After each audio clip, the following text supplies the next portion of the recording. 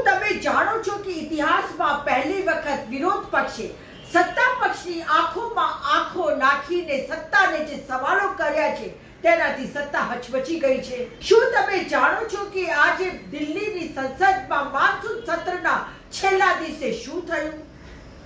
શું તમે જાણો છો કે નેતા વિરોધ પક્ષ રાહુલ ગાંધીજીએ કોને ફુગ્ગો કીધો અને કોનો ફુગ્ગો ફોડી દીધો? શું તમે જાણો છો કે વિરોધ પક્ષના નેતા જેને એક સમય આજ ભાજપ, આજ આરએસએસ, આજ વોટ્સએપ યુનિવર્સિટી, આજ એમની ટ્રોલ આરબીએ એટલે હદે એમનું અપમાન કર્યું હતું કે અગર જો એમના વગર કોઈ બીજો વ્યક્તિ હોત તો કદાચ રાજકારણમાંથી બહાર નીકળી જાત, પરંતુ આજ એ જ રાહુલ ગાંધીજીએ સત્તાને હચમચાવી દીધી છે. તો સાથીઓ, ચલો જઈએ ગભરાયા વગર, ડર્યા વગર અને ઝૂક્યા વગર જાણવા જો. ઇતિહાસમાં પહેલી વાર વિપક્ષે વડાપ્રધાનની આંખોમાં આંખો નાખીને સીધો પડકાર ફેંક્યો છે. રાહુલ ગાંધીએ સંસદની દહેલીઝ પર ઊભા રહીને એવું કીધું જેને સાંભળીને સત્તાના ગલિયારોમાં ખળભળાટ મચી ગયો છે. તેમણે કહ્યું કે નરેન્દ્ર મોદી અને અમિત શાહને હિંમત નથી કે તેઓ અમારી સામે ઊભા રહી શકે.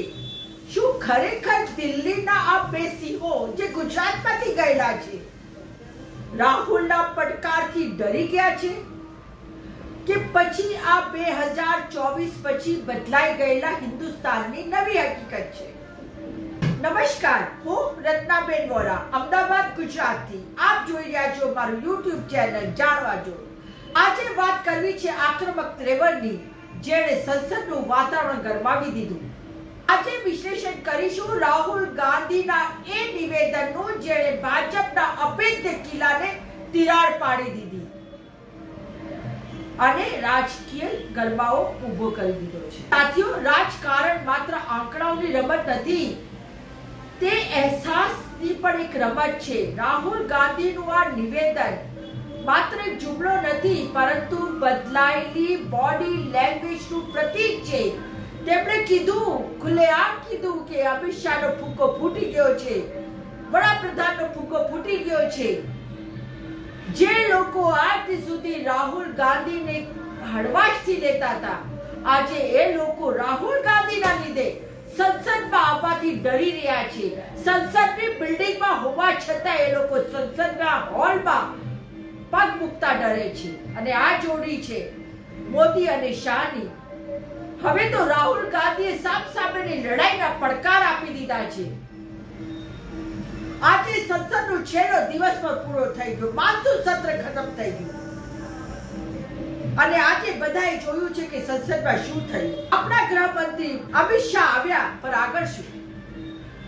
કોઈ જવાબદારી નહીં, કોઈ વાત નહીં. સંસદમાં પોતાના સાંસદોને સાંભળવા માંગે છે જનતા અને એટલા જ માટે તેઓ તેમને ચૂંટાઈને સંસદમાં મોકલે છે કે અમારા પ્રશ્નોનો અવાજ ઉઠાવશે, મણિપુર ઉપર અવાજ ઉઠાવશે, મહિલાઓની સુરક્ષા ઉપર અવાજ ઉઠાવશે, મોંઘવારી ઉપર અવાજ ઉઠાવશે, બેરોજગારી ઉપર અવાજ ઉઠાવશે, જેન્જી જનરેશન અને હવે તો અલ્ફા જનરેશનના પ્રશ્નો ઉપર પણ અમારા સાંસદો અવાજ ઉઠાવશે.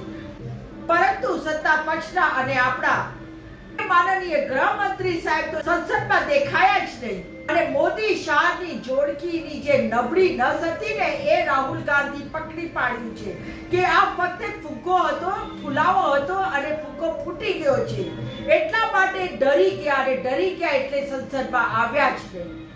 તો સાથીઓ, મારી આ વાત વિશે તમારી શું રાય છે તે કમેન્ટ કરીને જરૂર કહેશો અને આ વિડીયોને શેર કરો જેથી સત્ય અને હકીકત દરેક ઘર સુધી પહોંચી જાય. અને જો આપને મારો આ વિડીયો પસંદ આવ્યો હોય તો મારા YouTube ચેનલ જાણવા જોગને સબસ્ક્રાઇબ કરો, વધારેથી વધારે શેર કરો, લાઈક કરો અને આપ મને ઇન્સ્ટા, ફેસબુક અને એક્સ ઉપર પણ ફોલો કરી શકો છો. ફરી મળીશ એક નવી વાત સાથે, એક નવા વિચાર સાથે. ત્યાં સુધી નમસ્કાર.